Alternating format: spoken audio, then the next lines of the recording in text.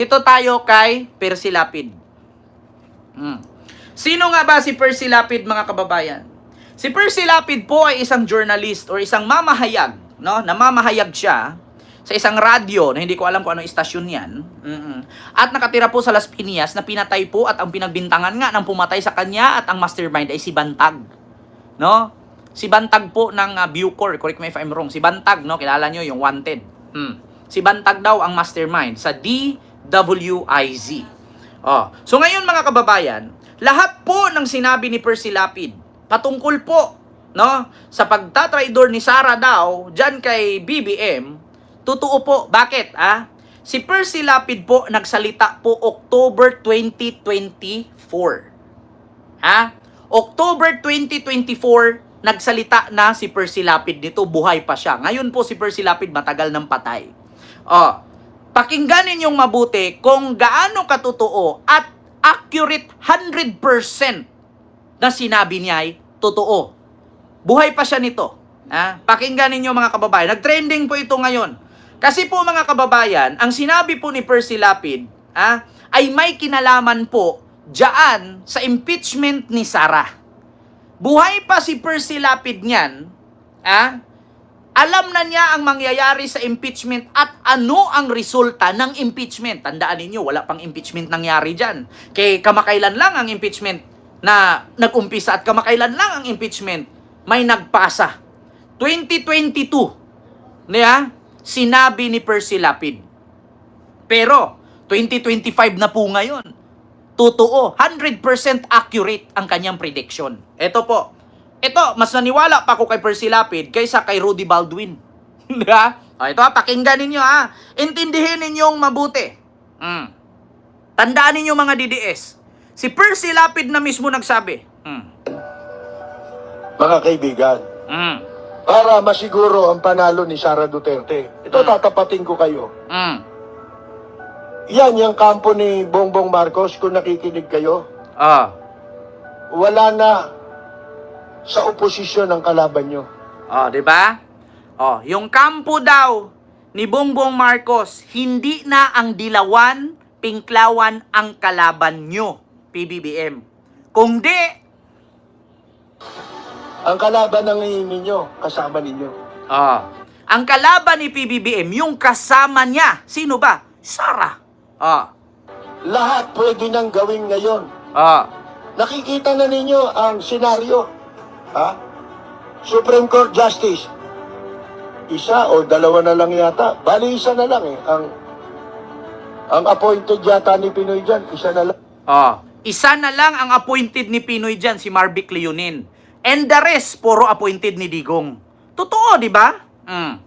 Simula, lima yan, isa na lang. Isa na lang. O dalawa, ganyan. Yan na lang natitira dyan. At sabi ko nga sa inyo, ang Supreme Court, numbers game. Hindi ho ang nasusunod dyan, tama ba yung desisyon? Ang Supreme Court daw, numbers game. Padamihan ng numerong boboto. Hindi daw ang binasihan ng Supreme Court ay yung nasunod ba or tama ba ang nireklamo, tama ba ang complaint. Ang nasunod dyan, kung ilan ang appointee ni Digong, yun ang papabor kay Sara. Ito Kung sino yung boboto ng marami. Majority rule. Majority rule. Mga kaibigan. Kung sino yung marami, panalo. Halimbawa, kontra ka sa desisyon. Tama naman yung desisyon. Kontra ka, binaluktot mo. Mas maraming pumirma. Ikaw yung dissenting Ikaw yung sumulat nung pagkontra. Ang tawag doon, dissenting opinion. Pero mas maraming pumirma sa'yo. Sa baluktot. Doon sa tamang desisyon. Doon sa tamang desisyon. Mas maraming pumirma doon sa baluktot na desisyon. Numbers game nga. Hindi na nila isusundin yung tamang desisyon. Doon sila pupunta sa baluktot. Kasi bakit? Appointed sila. Yan ang sabi ni Percy Lapid. Isinulat nung ponente na siya yung naitalagang gagawa ng desisyon. Mas konti yun. Yung desisyon ng dissenting ang magiging ipatutupad na desisyon. Kahit baluktutin mo yun, bali-baliin mo yung batas. Oh. sa decision mo. Kasi may credit inside. Ano ba ibig sabihin ng credit inside? Utang na loob kasi. Kahit mali na, basta may credit inside, gawin mong tama. Numbers game nga eh. Padamihan ng kampe. Kahit sa Senado, ganun eh. Padamihan ng senador ni Duterte.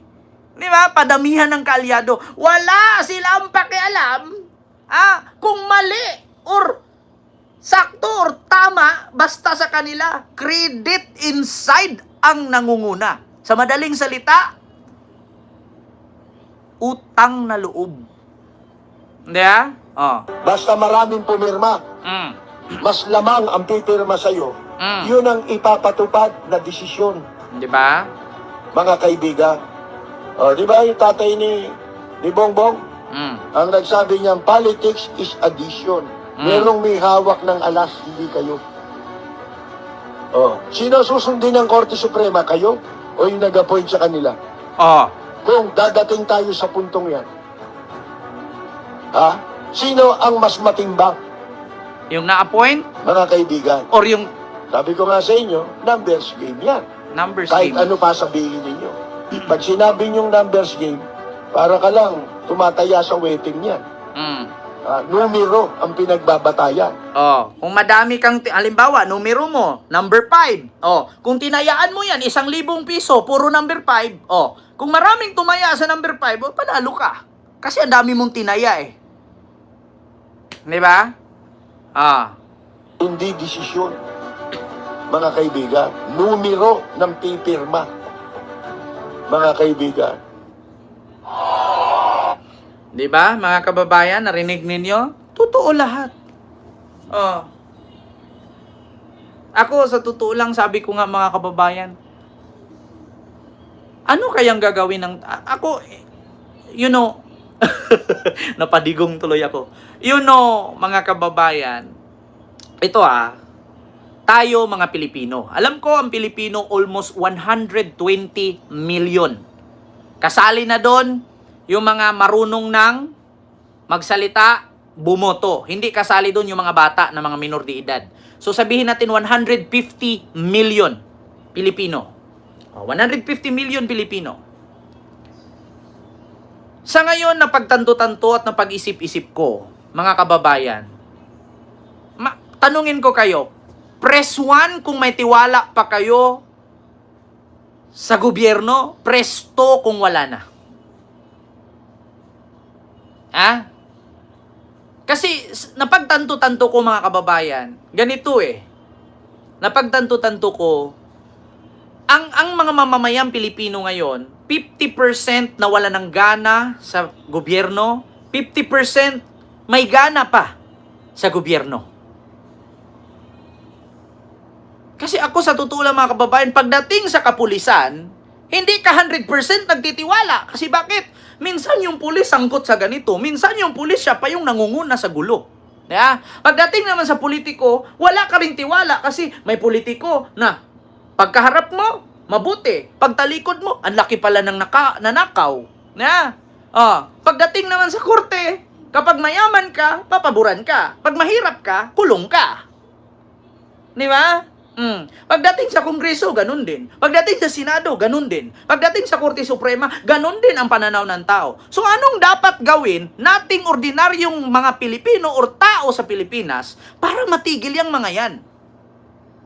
Ano ang solusyon para bumalik ang tiwala natin sa Korte Suprema, sa Senado, sa Kongreso, at sa gobyerno?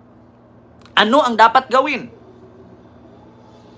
Hindi ba revolusyon? Martial law ang solusyon. Hindi din. Hindi din martial law ang solusyon yan. Kudeta siguro. Di ba? Kasi kung ganyan man lang, pagdating sa korte, kapag wala kang pera, talo ka.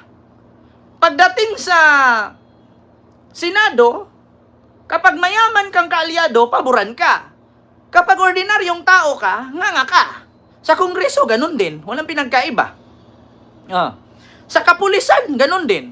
Except sa Armed Forces of the Philippines. 'Di ba? So, ano bang dapat gawin ng mga Pilipino? Kasi ako, in my paningin ngayon, mga kababayan, sa aking pananaw ngayon, sa nangyari sa ating bansa, 50% may tiwala ang tao sa gobyerno, 50% wala.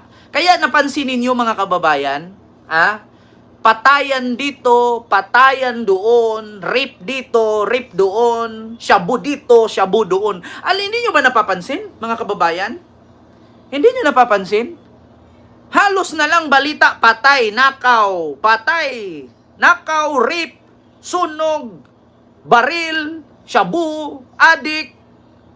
Kaya hindi nyo napansin? Hindi nyo napansin, mga kababayan? Kada na lang panood ko sa balita, pinatay. Kada panood ko sa balita, ni-rape. Kada panood ko sa balita, binaril. Kada panood ko sa balita, ninakawan. Bakit ang mga tao parang hindi na natatakot sa gobyerno? Kasi bakit? Ang ating gobyerno, with all due respect, hindi kasi matapang. Wala kasing kamay na bakal. Subukan kaya ni PBBM maging tigre? Hindi ba kaya kulang lang si PBBM sa katapangan? Hindi kaya napakabait lang talaga ni Marcos? Parang kailangan natin, mga kababayan, sa sunod 2028 election, kumuha ng presidente na walang kinakatakutan. Hindi ba po pwedeng i-partner natin Trillanes at Nicolas Torre? Baka sakali. Ayaw ko naman dumating sa punto na kudita. Ayaw ko rin dumating sa punto na ang hawak sa ating bansa ay ang Armed Forces of the Philippines. Ayaw ko naman na mangyari na katulad tayo sa Myanmar. Di ba? Hindi ba po pwedeng pumili naman tayo ng presidente sa 2028? Yung hindi natatakot, yung walang sinasanto? Bakit hindi natin subukan kunin lahat yung mga matatapang na politician, yung walang sangkot korupsyon, di ba? Yung walang bahid politika, pagnanakaw, pagpatay, yung malinis. Ako, isa nang nakita ko dyan, si Torre lang at si Trillanes ang nakikita ko . Kasi pagdating kay Trillanes, nakaw, wala. Patay, wala. Droga, wala. Rape, wala. Kay Torre, nakaw, patay, droga, wala rin. Yan lang ang nakikita kong tao na pwedeng-pwede. Torre at Trillanes . Kasi yan yung may mga salita . Yan yung may mga tawag dito, paninindigan . Hindi ko pinopromote si Trillanes at si General Torre Pero kung usapin, wala akong makita sa kanila . Hindi ko rin naman gustuhin na ang hahawak sa ating bansa ay parang Myanmar. Tignan ninyo, ang Myanmar ngayon, ang may hawak sa kanila, militar. Payag ba kayo sa ganon? Militar? Militarization? Anong tawag sa ganyang mga kababayan? Form of government na militar ang namumuno? Paki-comment nga, mga kababayan. Kung ano bang tawag sa ganyan, katulad sa pamumuno sa Myanmar? Na militar ang namumuno? Diba? Kasi sa totoo lang ngayon, mga kababayan, mas nakakatakot talaga pag militar. Hindi po siya martial law. Hindi din siya komunist. Militar junta or junta ba ang tawag dyan? Kaya nga, sa totoo lang, mga kababayan, mas nakakatakot yun. Para tayong Taliban? Tignan nyo ang Taliban, no? Sila ang namumuno doon sa ibang lugar. Correct me if I'm wrong, Iraq yata?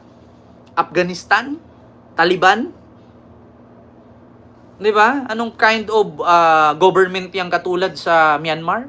Militar junta? Mahirap yung ganyan. Di ba? Kasi sa totoo lang, kung tuloy-tuloy yung kaguluhang ganyan, tuloy-tuloy yung ganyang iringan dito, bangayan. Yung mga matataas na ahensya ng gobyerno, nagbabangayan. Si Congress at si Senate, di magkasundo. Si Senate at si si Congress at saka si Supreme Court di magkasundo. Mahirap yung ganyan eh. Wag naman sanang dumating sa punto na ang militar at kapulisan ay gagawa na magiging kudita. 'Di ba? Kasi darating ang panahon na ganyan. Naalala ninyo, si Senador Antonio Trillanes, minsan na niyang ginawa yan kay Gloria Arroyo. Nagkudita. 'Di ba? Kung kayang gawin ni Trillanes yan, paano pa kaya ngayon na mas maraming supporter si Trillanes? 'Di ba? Nagawa na ni Trillanes yan sa panahon ni Gloria na hindi na nagusto ng mga military yung patakaran ni Gloria. 'Di ba? Kaya sa totoo lang mga kababayan, kung ituloy-tuloy pa rin yung pagkakaganyan na pangyayari, Kongreso, Senado, di magkasundo. Kongreso, Supreme Court, di magkakasundo. Senado, buti na lang, Presidente, tahimik lang. Kung nakisali pa ang Presidente, so 4 na sila. Congress, Senate, Supreme Court, President, Malacanang, pag yung 4 na yung nagrarambulan, gagalaw na ang militar niyan. Nako, mahirap yan. Mas matindi pa sa martial law. Pag militar ang namumuno, take note mga kababayan, once na lumabas ka ng Pilipinas, mahihirapan ka nang bumalik.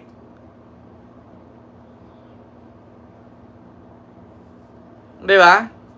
Kaya sa totoo lang mga kababayan, sa 2028, ako, alam ko naman na maliit lang ako na vlogger, kunti lang yung followers ko, kunti lang yung nanonood sa akin, hindi naman ako million viewers, hindi naman ako million ang views, pero sa akin lang, kahit kunti man tayo, at least nakadagdag ako ng aral sa inyo na wag sanang dumating sa punto na militar ang mamumuno sa ating bansa. Sa gulo ng mga matataas na ahensya sa gobyerno, magre-reflect yan eh. Tignan ninyo. Kapag sinabi nating cycle, pag sinabi nating galaw ng mundo, once na ang planeta magkamali ng ikot yan, Big Bang yan. Pag nag-Big Bang yan, sabog, ang matitira dyan yung hindi natatamaan. Di ba? Di ba? Yun lang naman ang sa akin. Huwag sanang dumating sa punto na ganun. Kasi tingnan ninyo mga kababayan, no? Lahat ng sinabi ni Percy Lapid nagkatotoo. Na which is, year 2022 pa yun. 2025 na ngayon. Nako po, nag-trending yan ngayon. Nagkatotoo nga naman, numbers game. Kung sino yung in-appoint, malamang kung sino yung nag-appoint sa'yo, dun kakakampi kahit mali. Di ba? Wala mo ko sinabi. Nag-base lang ako kay Percy Lapid. Kasi si PBBM kung palaging ganyan, wala mangyari eh. Alam nyo, hindi natin pwedeng gawin na pag minura ka, making diplomatic way ka. Walang ganun. Walang ganun. Patay na si Rizal. Huwag na tayo maging martir. PBBM, huwag ka na pong maging martir. Kailangan mo pong maging mabangis. Kailangan mo pong magkaroon ng kamay na bakal. Hindi po yung minura ka na lahat-lahat, ngingiti ka lang.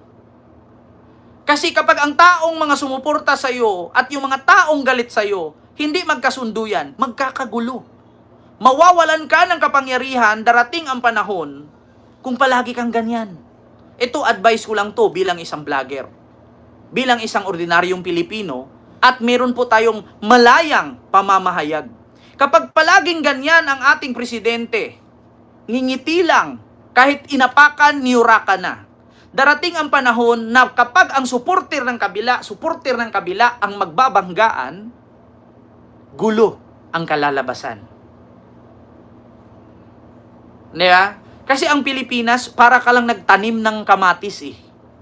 Kapag ang kamatis mo ay kinulang sa lupa, yung kamatis mo, mangayayat yun. Diba? Kapag diligan mo ng diligan yan, tataba yan. Paano mo patatabain kung yung magdidilig, mahina? Hindi ko sinabing weak si BBM pagdating sa kanyang ginagawa. Ayos ang kanyang ginagawa. Pero, yung pagdating kasi sa pagiging stricto, wala eh. Hindi siya katulad kay Digong. Hindi ko naman inasam-asam na gayahin niya si Digong kasi si Digong walang hiya yun. Di ba? Dapat hindi ganun. Darating ang panahon, mga kababayan, pag si PBBM laging ganyan, laging naaawa, kailangan na niyang gumamit ng kamay na bakal. Di ba? Ako nag-a-advise lang, hindi ko kinakalaban si PBBM. Kasi pagdating sa kanyang pamumuno, wala namang problema, maganda. Pero yung mga ayaw sa kanya, umaabuso na eh. Di ba? Abusado na. Tignan mo, babantaan ka, ngingiti ka lang. Alam ko naman na si PBBM kumilos in a proper way with due process. Pero yung kalaban mo iba eh. Kung ikaw nasa taas, ang kalaban mo tumitira pa ilalim. So anong gawin mo para hindi makatira sa ilalim? Ha? Pilayan mo na. Napilayan na eh. Tandaan ninyo, mga kababayan, ang baka, 4 ang paa. Pinilayan mo na si Digong, may 3 pa. Hindi ba po pwedeng pilayan mo pa ng isa para magtatalon-talon na lang siya? Tapos magtatantrum na lang? Kaya tandaan ninyo, mga kababayan, ito sinasabi ko, totoo yan. Ang baka, 4 ang paa. Tandaan ninyo, pinilayan na ni PBBM ng isa, so 3 na lang. Kahit sabihin mong 3, kaya pang gumalaw yan. Kapag pinilayan mo ng isa, magtatalon-talon na lang yan, magtatantrum na yan. Ngayon, pag 2 na lang, paano lalaban kung magtatantrum na, magwawala na yan? Dalhin na yan sa mental. Doon na yan itali. Hindi ba? Ganun yan. Pilayan mo pa. May 3 paa pa yan. Ang baka, tandaan nyo, ang bahay, 4 ang haligi niyan. Pilayan mo ng isa, tatayo pa yan kasi 3 pa yan eh. Pilayan mo ng isa para 2 na lang, tignan natin kung tatayo pa ba. Hindi maganda ang pundasyon ng bahay kapag 2 lang haligi. Ang malamang sa malamang, tagilid yan. Sino pang titira kung tagilid ang bahay mo? Kahit ibenta mo pa ng piso yan, walang bibilin yan. Ikaw, patirahin kita. 2 lang haligi ng bahay mo. Anong kayang itsura nun? Pag umulan na sa bintana, dumaan yung tubig. Ano yun? Saan yung pinto nun? Maliban na lang kung ang pinto nasa ilalim o ang pinto nasa taas. Ano yung bahay na tatalon ka bago pumasok? Di ba? Yan lang. Napakasimple yan, mga kababayan. Di ba, mamili na? So ito, ang sunod. Basta, lahat ng sinabi ni Percy Lapid, nagkatotoo. Ito, mga kababayan. Sunod. Alam nyo ba, mga kababayan, minsan, sabi ko nga sa inyo, ako minsan nawalan ako ng gana. Kasi bakit? Dito sa ating bansa, kapag mayaman ka, walang batas dyan. Pero kapag mahirap ka, automatic kulong ka. Speaking, mga kababayan, alam nyo ba na ang sinabi ni Boyeng Rimulya na meron na daw mga pamilya, ng mga sabungero na nagpapaareglo kay Atong Ang? Totoo ba? Ito mga kababayan, bago ako nag-live ngayon, nag-prepare, may napanood ako na nagsalita si DOJ, Crispin Rimulya, na meron na daw mga pamilya ng mga missing sabungero na nag-aareglo. Nag-aareglo na daw. So, kumbaga parang ayaw na daw ituloy ang kaso. Di ba? Mga kababayan. Di ba? So ito papanood ko sa inyo, sabi ko nga, hindi, tayo, iba-iba tayo ng point of view mga kababayan. Iba-iba tayo ng, tawag dito, pananaw. Iba-iba tayo ng pagkaintindi. Basta para sa akin, yung sabi ni Boyeng Rimulya, nagsalita si Boyeng Rimulya, mga kababayan, na, ito, wait lang, may ads. Why should Ito, may ads lang, mga kababayan.